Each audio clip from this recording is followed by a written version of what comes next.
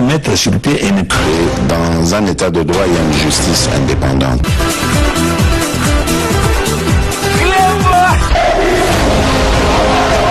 Ce n'est pas pour rien qu'il faut découvrir.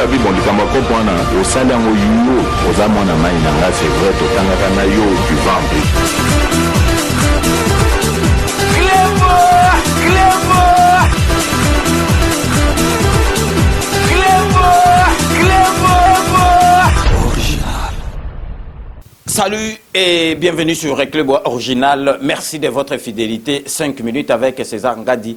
Tout le monde est d'accord et il en restera ainsi pendant très très longtemps. 5 minutes à l'élo, Boyebi qui est à version et à la musique. Tous en a deux versions à 5 minutes.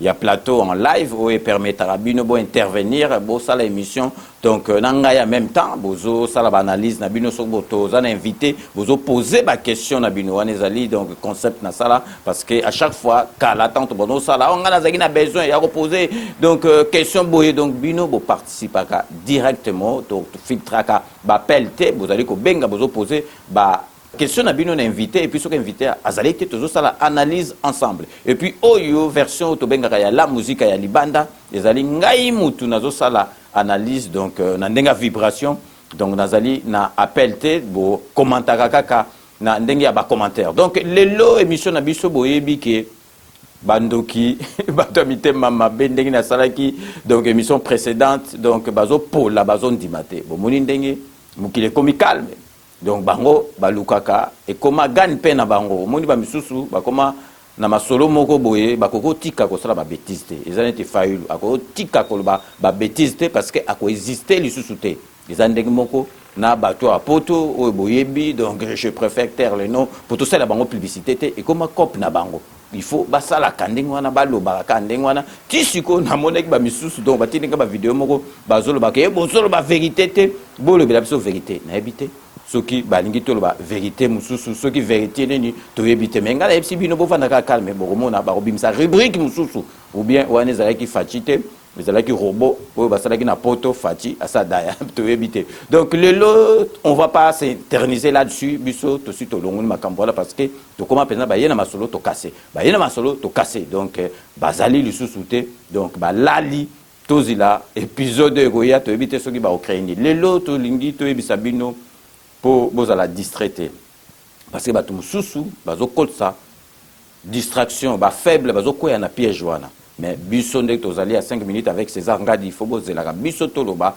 soki likambo ezali tokolobela bino soki likambo ezate to koyebisa pe bino donc 5 minutes à lelo tokolakisa bino penza ba côté moko positif olie botika masolo oyo bozo landaka tozolakisa bino makambo bino bokoki koloba na miso ya bato oyo bokoki kosala ba discussion boyebi kala te awa to reprenaki ba actif minier na biso bomonaki mundi bwana juif wana ayaki ko signer papier qui donc il faut ba actif ezonga et si la wana to wana ezaki première étape les autres tozali kolakisa bino ke donc l'état congolais et récupérer ba milliards oyo e bandaki kozala na côté na biso o kanambe atekaki et pas il y a particulier à teki donc ba minéré na biso mutuana saela kazwa na yo au lieu que mutuana ba minéré za l'état a signé na l'état mais zalaki kanambe na ye sikoyo donc zalaki po ba zwango zalaki pasiti na suka donc l'état congolais a gagné procès donc le lot tozali ko lakisa bino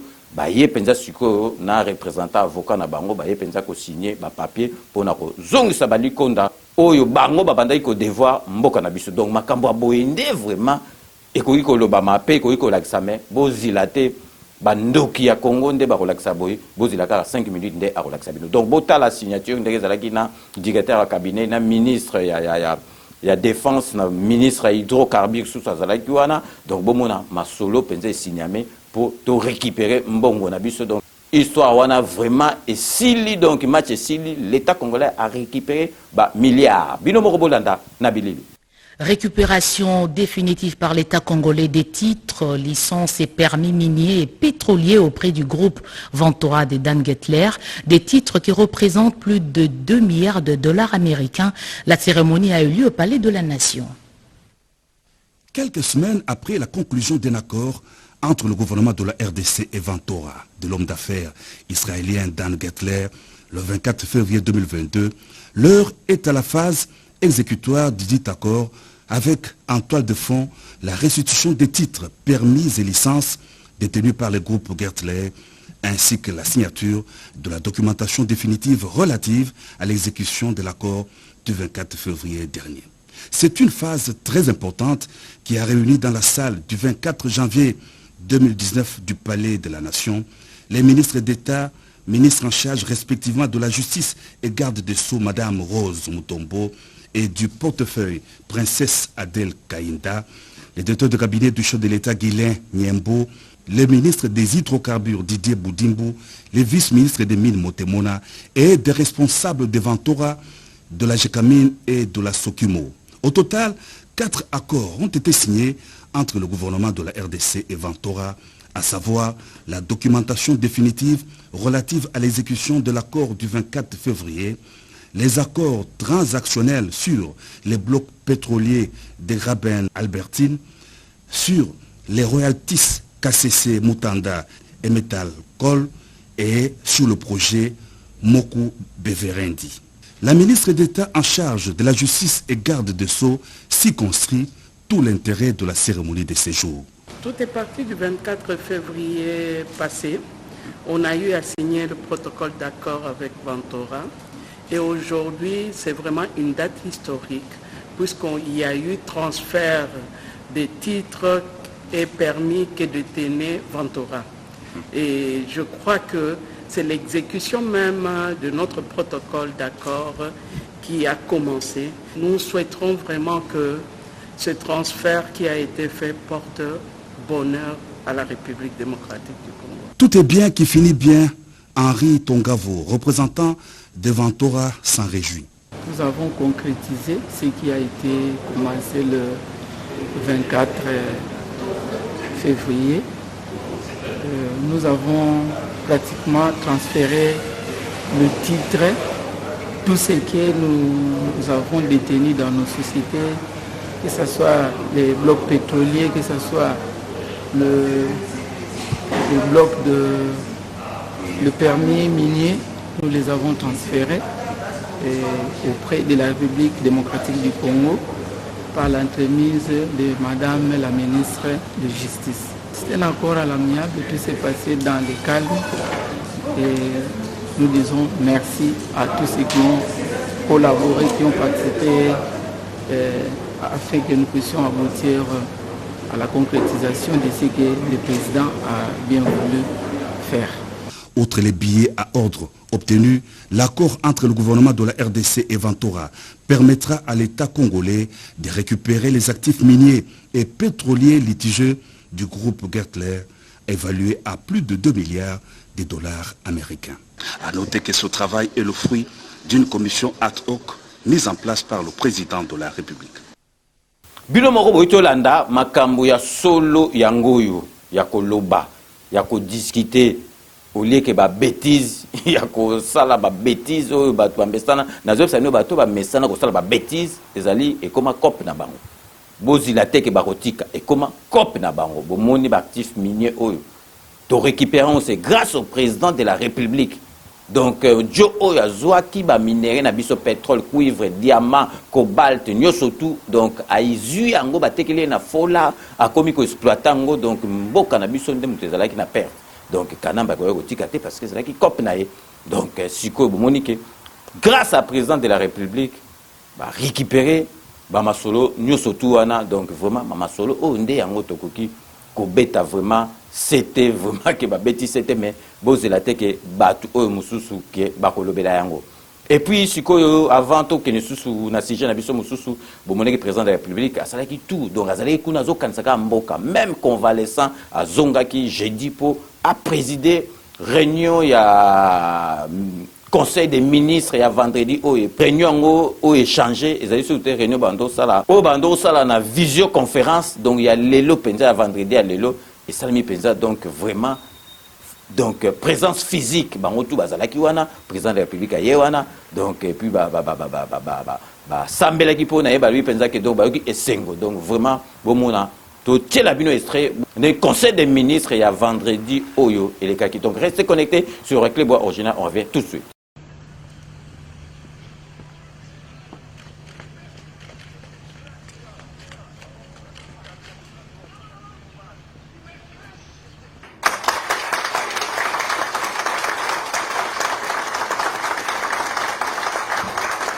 C'est par ces acclamations frénétiques, exécutées en chœur, que le chef de l'État, Félix-Antoine Tshisekedi Tshilombo, a fait son entrée dans la salle des réunions pour présider la 45e réunion du Conseil des ministres. Une joie immense que dégageait l'auditoire, le Premier ministre, les vice-premiers ministres, ministres d'État, ministres délégués et vice-ministres, tous regaillardis de retrouver en bonne mine et en santé de fer le président de la République revenu fraîchement de Bruxelles pour des raisons de santé. Contrairement à la tradition, le gouvernement l'a voulu en mode présentiel, histoire de retrouver cette chaleur humaine qui rime avec solennité, mais le tout dans le respect des gestes barrières, car tous étaient soumis préalablement à un test Covid rapide avant l'entrée dans la salle du Conseil. Dans le fond, le Conseil n'a pas dérobé à ces matières régaliennes. Tous les points essentiels étaient passés au peigne fin. Communication du chef de l'État, point d'information, approbation d'un relevé des décisions du Conseil des ministres, examen et adoption des dossiers. À la fin de la réunion, le président de la République a confié tous les membres à un repas de famille, mieux de retrouvailles. Cerise sur le gâteau, un bouquet de fleurs a été offert aux garants de la nation.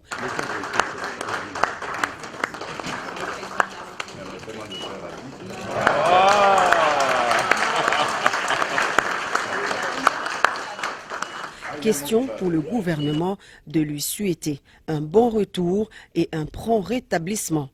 Les autres détails seront donnés par le ministre de la Communication et Médias, porte-parole du gouvernement.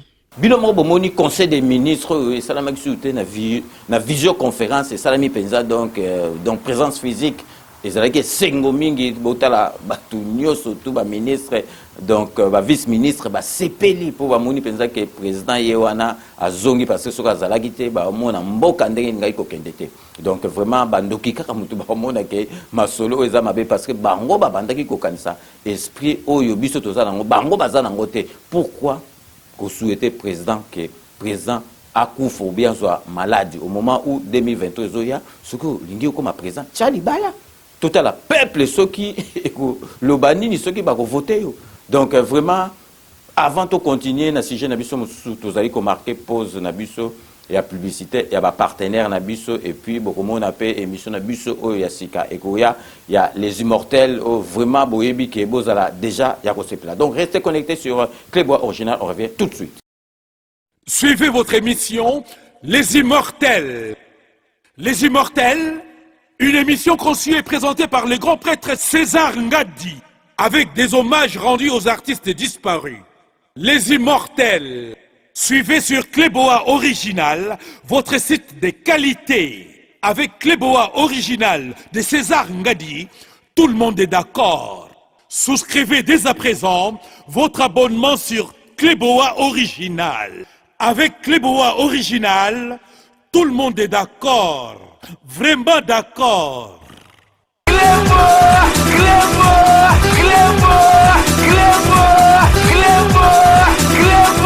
Une guerrière jalouse de ses succès, je parle donc de Didiogo, envoie une de ses commandos la maladie. Cette dernière la guette, le traque, lui tend embuscade sur embuscade. Didiogo déjoue les attaques perfides de la dite soldat, cette dernière profitant d'une pause bien méritée du guerrier Mwaka, le rabat vers son chef, la guerrière.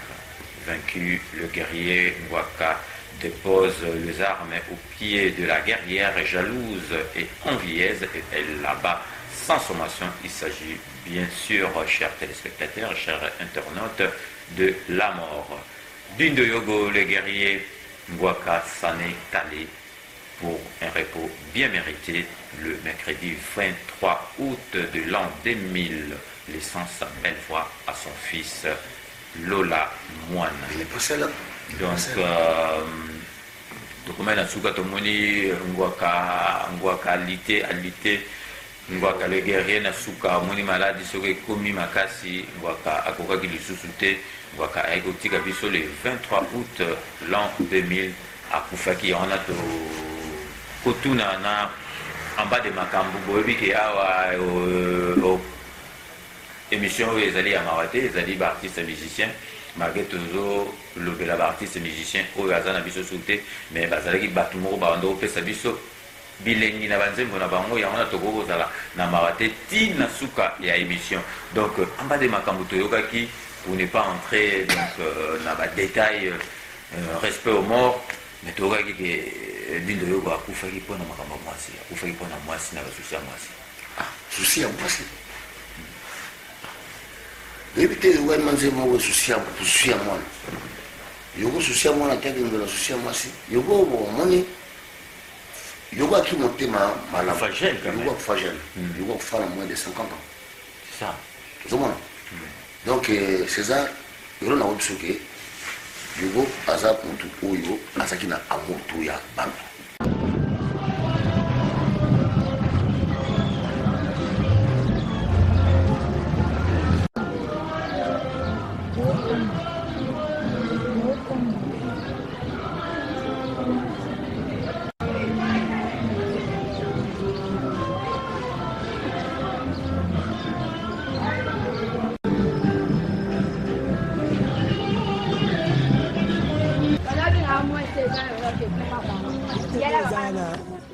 Vina ye abanda miziki na miziki ya lemaki. Tanga bandi na lemaki, alongwe na lemaki, aye kokota na miziki ya nani ya Papa Wemba. Aye basali Viva la Mujika. Viva la Mujika ale basali yango baye kolongwa. Kolongwa balongwe aye kokota su na miziki oyo ya langa star. Langa star ekufi aye kosuka na Zaiko. Ake na Zaiko ti aye kozonga ne Tumulangwaka. Tumulangwaka esimbi te azongi lisusu kaka na Zaiko.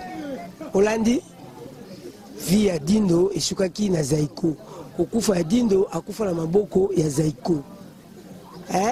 Mwana na elola aye kokota na quartier latin. Tanga koti na quartier latin nde esika ye aye kopanzana ye na kufi. Aki bien na batu. Dindo yoka zaki bien na batu. Dindo yoka akola na batu. Association na ye na batu. Dindo yogo azalaki donc bien na batu nyonso na kati ya quartier. Yende mkabibisaka na bango. Naza ba souvenir ebele pona ye. Pona zalaki mutu moko tofandaki na ye. Toyebaki mabe na ye toyebaki malamu na ye. Mais azalaki mutu ya kofana na kati ya batu. Moni soki lelo to perda Dindo yogo esala neti nga ya tâche esala nga pasi mingi. Pona zalaki mwana moko na fandaki panya na kati ya ndaku nazolepa na ye nazolatepa na ye esala nga pasi ti lelo. On a la difficulté de parler de Yogo, un chanteur que j'aimais beaucoup, en 2 mots. Parce que là aussi, on a une grande séance à répétition qui m'a bouffé l'énergie et commencé à parler de Yogo comme ça, peut-être dans Golobelango bien. C'était vraiment un grand chanteur que j'avais connu avant même à faire partie à Viva la Musica. Et même après Viva la Musica, il nous a tous laissé un bon souvenir. Mais seulement difficulté ezali que papa zaka papa yo mwana zaka mwana siko yo mwana koluka o défendre papa ou bien o mi défendre yo moko parce que papa a sauté. Vous en avez 2 rôles, il y a au défendre papa et au défendre yo moko. Intégration na yena Viva la Musica, il a ramené beaucoup de choses quoi. Ça enrhumé moyen brana yemba bien zaté. Prochaine fois ta moyana oyemba la ville. Merci la concept ya sika, mais mozonga prochainement pour dans la poser plutôt solo là c'est longtemps. Azalaka vraiment exemplaire, azalaka bien gentil. En tout cas, moto akobo ya ba bien fait à Vianazate. À l'époque, tant que je suis là, on est basé sur la musique, il faut dire la vérité, à l'époque, à Zaiko. Si peu Wingero Salama, Ezobeta, bon, à Mbappé, na ba collègue à l'époque. De l'EP, moi, on n'est pas à Zoyemba. En tout cas, on a félicité Kaye, donc on a félicité Mingi. Mais l'autre a zati, bah, Evre na Ezali. C'est un famille naïe, qui est un grand chanteur, grand artiste. On le Evre na Ezali, le et Mamaka. mongongo na ye en tout cas tilelo na mutakoka koyemba lokola zata par mwana na ye mais tozala ba modèle toyebaka ki oyo akufa atika biso Vedi Doyongo azaka grand chanteur. Faut vraiment moko toyeba kopesa ye ba hommage na moment moko boye tango côté moko ato vandi pe na bar bichelanga nzemba Vedi Doyongo moko toboyi te faut toyeba ba valeur ba artiste, c'est très important. On a kolobaka yango wana vraiment ezwi ngai na libanda hotel mais nakoki kozanga koloba te parce que nayebi bien fait avion alaka d'abord gentil alaka trop bien. En tout cas moto aza problème na ye loba ntango mosusu kaka nde baprovocateur bazalaka mais parmi baartiste azalaki mpe na polémique te okofinga nayoka yango te rien. En tout cas je crois oyanga yango wana. Merci beaucoup. Kodiasimo vous propose un crédit immobilier. Vous êtes du Congo ou de sa diaspora? Vous désirez devenir propriétaire en RDC et faire construire votre maison en toute quiétude? Obtenez votre crédit, puis commencez son remboursement uniquement dès la livraison de votre maison. À la Cité Kimia, nos maisons seront toutes construites aux normes internationales. Située à seulement 25 minutes de l'aéroport de Njili, 10 minutes de Safari Beach, au cœur de cette cité moderne, vous y trouverez aussi un centre commercial avec plusieurs commerces de proximité. Nos bureaux sont situés au 173 avenue Mutombokachi, dans la commune de la Gombe, référence rond-point Forescom. Venez dès à présent réserver votre lot dans ce nouveau havre de paix à Maluku, ce nouvel Eldorado au Congo. Kodiasimo, la meilleure adresse pour construire la vôtre. Sepela TV ezali décodeur ya Banamboka. Sepela TV différence nango ezali na ba décodeur mususu o tozalaka nango na kati ya ndaku. Sepela TV botala ngo ezaka mukie. Eza mukie olingi ko voyager ozu yango o voyager nango. Parce que ba décodeur o biso tozalaka nango evandika na ndaku mais Sepela TV déjà eza mukie botala ozu o kolisi yango ka na poche na kosi na poche à veste o voyager o memi yango partout dans le monde ici kazo kende. Donc on a besoin il y a câble HDMI, courant na internet. Internet est comme partout, courant est partout. Donc ils en a plus de 500 chaînes yo surtout ya kitoko. Bilengi ba choix ya congolais kaka mutaoye bango. Donc congolais kaka mutaye bango. Congolais kaka mutaoye ba elengi nini yo kaka. Donc congolais kaka mutaye bango. Donc c'est relative ça. Il y a Banamboka. Bozwa abonnement nango, okozwa ngo ya ne mobimba, okozwa ngo pe par mois, au bengi bango na ba numéro na bango bozali komona. Donc Sepela TV, ezali décodeur ya yo ya ngai.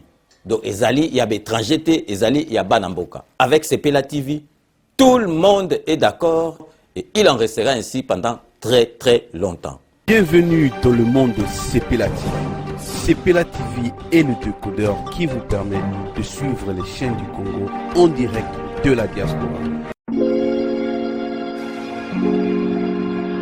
Ndeko ya Congo! Tunanga ininyo agence Wami service oyo ya madame Mireille Wakanke azawana mobimba pona bino ba diaspora bolingi kotinda mituka toba kolia ndenge na ndenge kohésité na yote adresse Ezase Moko 5 boulevard Ornano numéro 75 018 na Paris 16e awa na République du Congo na ville province ya Kinshasa boko zoyango na avenue Maringa numéro 83 référence étoile bleue na commune ya Kasavubu soit bo contacter la ba numéro oyo Maman Mireille Wakanke tata pambola yo na yaka pamba te soko moni na ye kombo na yo na témoignage na yo eke musika pe betinga na motema na mona ba agence na sena moi oyo lukute za makasi na ba agence na escroquerie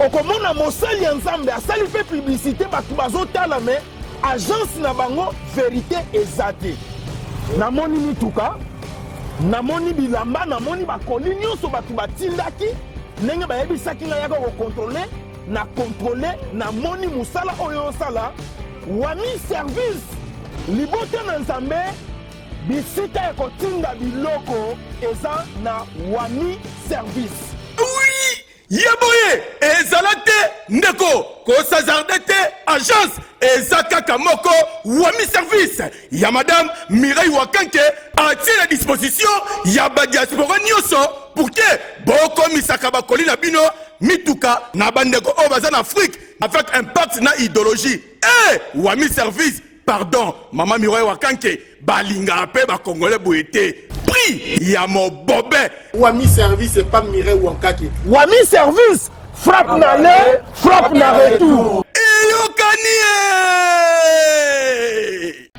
Chez Elbito Coiffure toujours, ça marche comme ça là, avec l'expédition là. Toujours.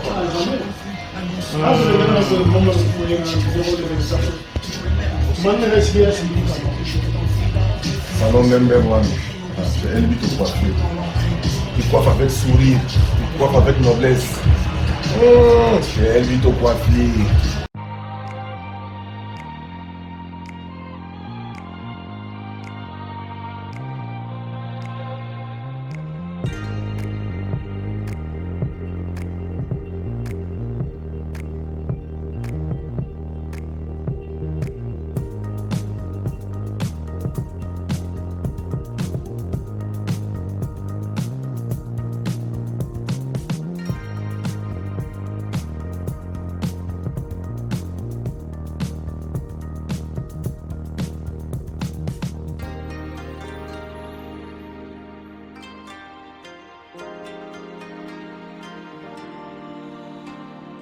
De retour sur le plateau, Bomonio ezali version ya la musique oya libanda, donc merci na ba partenaire na biso na bino ndengpe bozali na sima ba partenaire na biso. Donc vraiment eloko nazali ko lelo tozotala ka ba côté positif. Botala projet oyo ezosala na Mbujimai.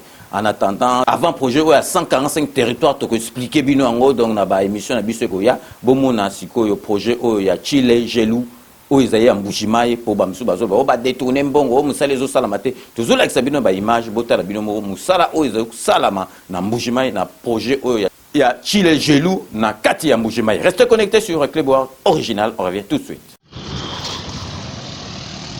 Awa toza na entrée à Sainte-Marie na nzela oyo euti kala la Wangata vers la résidence du président de la République. Tozana Nzela Obazo Sala dans le cadre du programme contre les inégalités sociales. Les Jelou, Bazo Sala Toko na béton. Batbatika Biloba Lobanzela Yango Ezo Sayema. L'infrastructure de base, il y a bien des AAO. Moi, je suis fan de Kin. Je suis balembo à Salibo. Mais il est mort en exotique là. Mais ça là, ils ont mon âne. À toi, quand on a banque. J'ai le jour qui est malade, mon embouchement. Fan de Kin. Ça, aux autres, qui est les bébés balembo. Mais faut y a petit. Il y a au talent. Ah, tout ça, c'est là où il y a la Sainte-Marie. Il y a résidence du président de la République. Dans le cadre du programme, il y a lutte contre les inégalités sociales chez les Jelou. Bota la banzela ne baza kosala on a béton. Donc batira biloba loba. C'est là yango bazo sala on kitoko. Les jeux les évoluent kitoko makasi awana Mbujimai.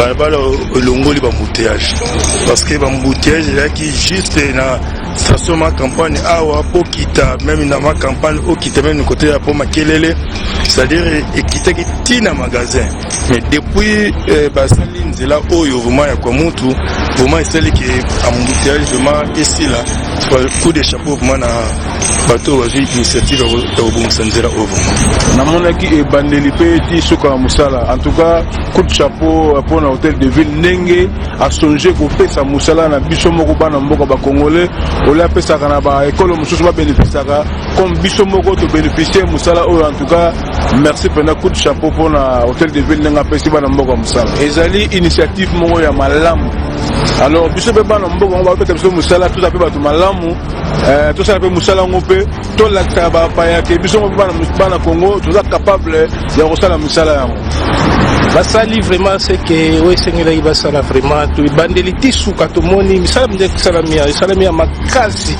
mabange koti et koti plusieurs fois to moni tasiko ba kotia goudron ba ye ba koti batumola même mabulo a gaillard ba koti ça ba moellon bende kota même ba 3 mètres bende koti on pensait pas to kasaka ba yaka basali lo mo c'est goudron de to mona quelque part mais basali yango penza ndenge penza ke makadam ndenge sengela malgré tout le bas quand même hein, négatif tout le bas mais on a sujet en tout cas à ta fleur mon pote au bois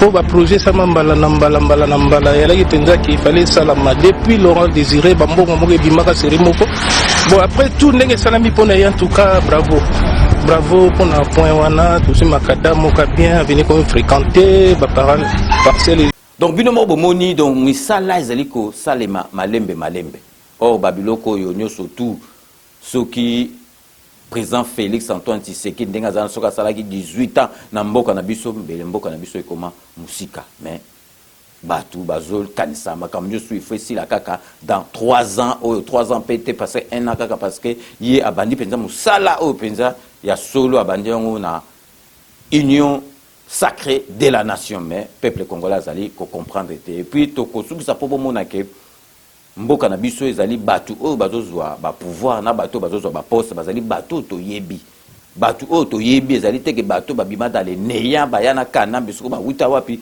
batu oyo nde to yebi donc tozali vraiment ko féliciter donc Jean-Claude Mvwemba o azali président ya assemblée provinciale ya Congo central Jean-Claude Mvwemba azakutu mutu ko présenter donc vraiment tous féliciter na musala zosala na Congo central tous allez collaxer bino na ba image botala kutu avant to ba image article batia qui est azalaki na page ya magazine oyo pour balagi ça penza que musala azali ko sala azosala musala ya makasi botala na ba image ba activité na ye na kati ya Congo central. C'est depuis décembre 2020 que nous avons été élus. Nous sommes venus ici pour présenter nos civilités au président de l'Assemblée provinciale du Congo central, parce que la CBECO, le Congo central est un vaste champ d'action de la CBECO. Nous devons quand même nous présenter auprès de l'autorité pour qu'ils puissent nous connaître. Et nous avons profité de cette occasion-là pour lui présenter, lui remettre un mémo sur les problèmes qui se posent ici au Congo central par rapport à notre église. Oui. Surtout les problèmes des spoliations des terrains, des écoles. Comme vous le savez, nous sommes en partenariat avec l'État. Il y a la convention scolaire qui lie l'État avec l'Église. Voilà. Donc les écoles appartiennent à l'État. Quand il y a des problèmes, nous devons exposer cela auprès des autorités de l'État. Parce que souvent, puisque l'Église est à côté, les gens croient que les écoles appartiennent à l'Église. C'est quand même les autorités, il y a l'exécutif, parce que souvent ce sont les autorités qui sont au niveau territorial, qui sont souvent les autorités de l'exécutif, qui sont souvent en connivence avec les vendeurs, les acheteurs, et il nous arrive parfois, difficilement, c'est eux qui dirigent le lieu. C'est pour ça que nous sommes venus auprès du législatif pour qu'il puisse peser de son poids afin de remettre en ordre ce qui se fait au niveau de l'exécutif. Il nous a bien reçus, c'est la réaction. Nous voyons nous-mêmes qu'il a accordé une attention favorable à notre discours et nous espérons que dans les prochains jours, la situation va changer. Et je pense que notre arrivée ici et après notre arrivée, il y aura quand même un changement. Nous avons bon espoir et nous savons que Dieu est avec nous. Dieu est avec l'honorable. Il vient de rentrer ici. Nous prions beaucoup pour lui puisque nous avons vraiment besoin de lui pour notre pays. Cette présentation a eu lieu devant les élus de Sekebanza, Edouard Samba et Louise Ndoulou, en soutien de l'initiative de cet opérateur économique. Cette savonnerie est implantée dans la cité de Sekebanza, est encore à l'étape de l'essai et sa production maximale est annoncée d'ici 4 matins. L'initiative de ce projet, expliqué au président de l'Assemblée provinciale, est de créer des emplois, donner du travail à notre jeunesse d'une manière directe et indirecte. Aussi, disponibiliser un savon de qualité à nos ménages au bonheur de la population du Congo central. Telles sont les motivations qui habitent ce digne-fils du Congo central.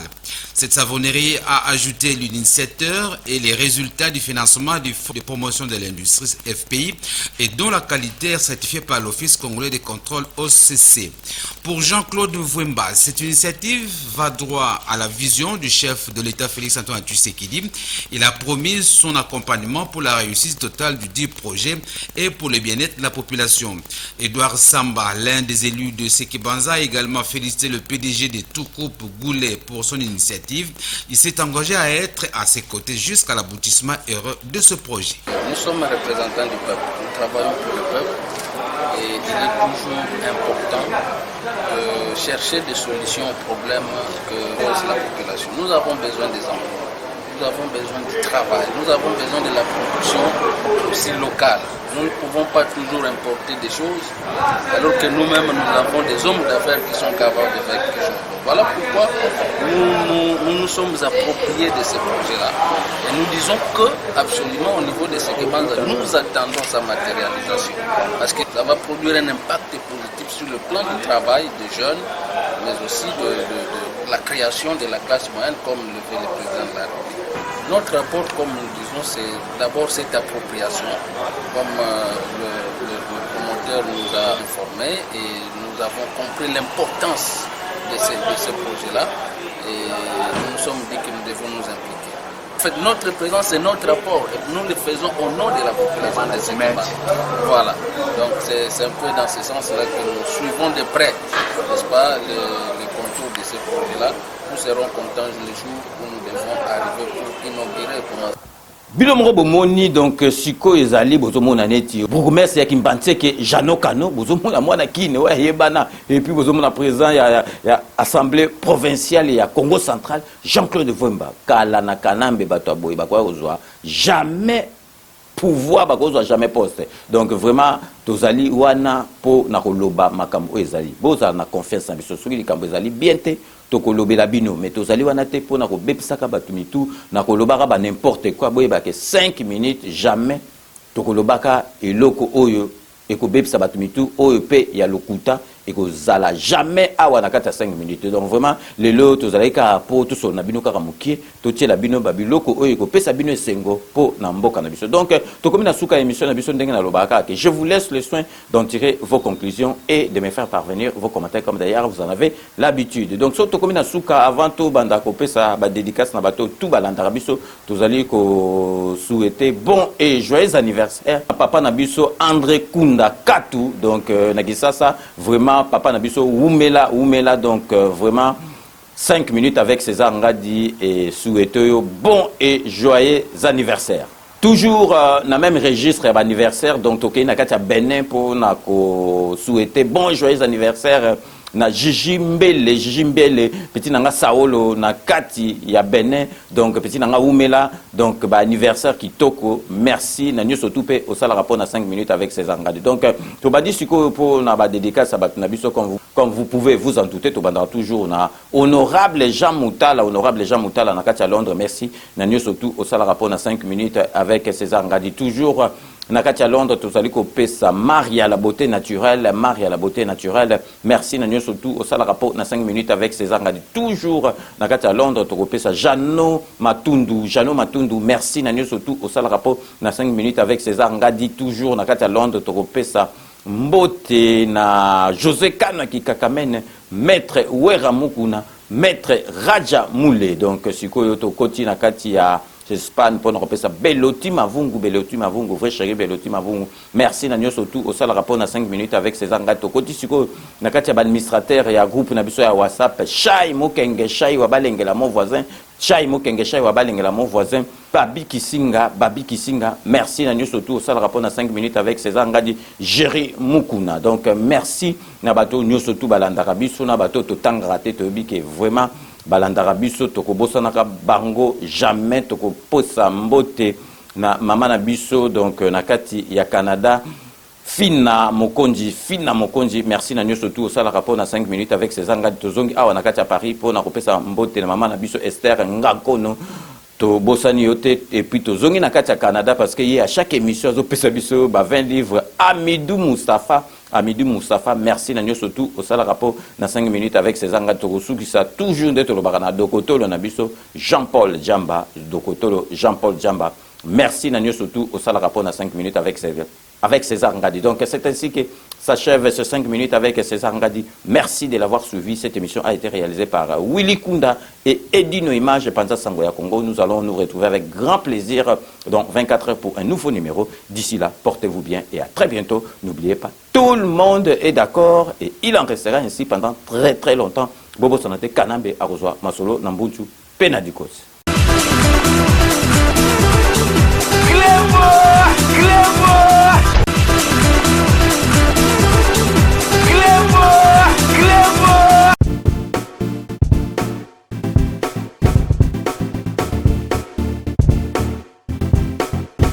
On doit mettre sur pied et dans un état de droit, il y a une justice indépendante.